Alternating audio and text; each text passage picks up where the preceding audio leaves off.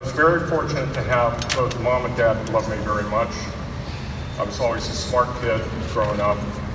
I was not understood by either of my parents because they didn't really know what to do with me. I had science experiments going on in the basement, and I had some dead animals in my freezer where our meat was kept in the house, and my mother would open it up and say, "What is that?" You know, I mean, it was a chamber of horrors.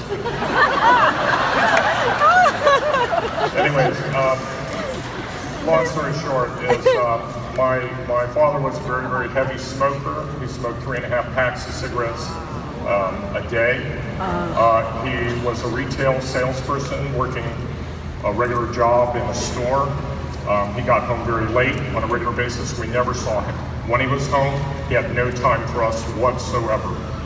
He would smoke in his chair, watch TV, and we were just there. And we were breathing the fumes the entire time. I hated cigarette smoke so much. The whole house was covered with it. You could literally shave the nicotine and tar off the windows. And we were all suffocating in that environment. I hated him for it. And ultimately, it took his life. I was 16. We tried to tell him not to smoke. He wouldn't listen to us. My mother tried to tell him as well.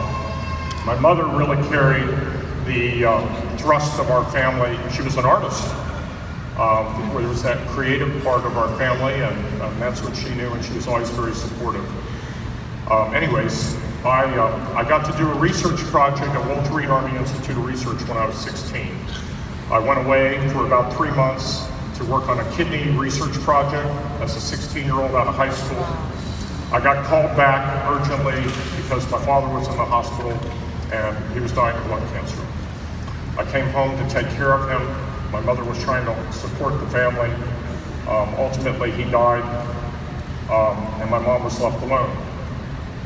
And the only choice that I had at that point was to try to find some way to sustain the family and do what I could, my fair share. Unfortunately, some 10 years after that, my mother died of breast cancer, probably as a consequence of her many years of exposure, and I certainly was exposed to 16 years of breathing tobacco fumes.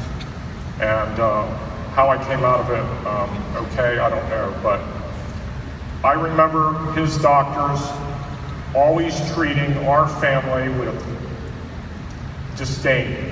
That's all I can say. I wanted to be a doctor because I wanted to improve the condition of other people, and I didn't want other people to have family members that suffered like I did as a kid while he was being treated with chemotherapy and we were being left to waste, essentially. And so I made it a point that I was going to be the best doctor that I could, and I wanted to find an optimistic specialty, and I chose pediatrics because I felt like I could make a difference. And I could help children, and I could avoid this kind of stuff that we're all being exposed to on a daily basis for the next generation. And that was my mission, and that's what got me into medicine. But things change, and I've been practicing pediatrics for 35 years, and I didn't feel like I had the outreach that I should have. I had it on children, but I had these families that were in distress, families that weren't eating healthfully. They were toxic, like this. And, you know, they aren't hearing the message, and I wanted to find, what else could fulfill me where I could have better outreach? And I found LifeVantage.